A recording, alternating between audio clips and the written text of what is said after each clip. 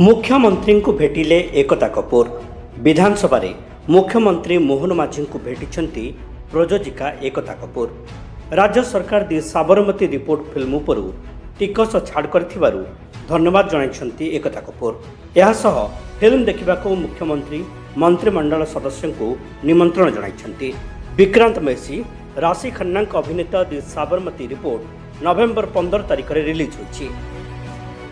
हमने अभी कहा कि सीएम सर से मिलने के बाद ऐसा लगा कि उन्हें धन्यवाद भी करना था, क्योंकि उन्होंने फिल्म को टैक्स फ्री किया, द साबरमती रिपोर्ट, और उन्होंने कहा कि उनके सारे मंत्रियों ने फिल्म देखी है, तो बातें हुई और बस उड़ीसा की बातें हुई, भुवनेश्वर की बातें हुई।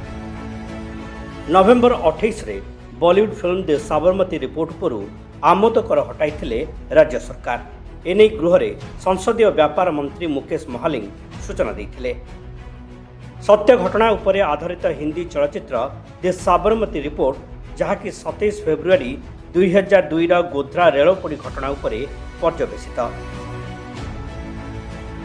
ए मर्मन्तुद घटना उपरे आधारित चलचित्रटी एबे ओडिशा रे प्रदर्शित होछि। एही चलचित्रर गुणात्मक तथा भावात्मक कहानी दृष्टि चलचित्रटी को अधिक लोक देखा जरूरी। ओडिशार जनसाधारण भावना को दृष्टि रखी मुख्यमंत्री मोहन माझी आदेश क्रमे चलचित्र को राज्य में करमुक्त कर।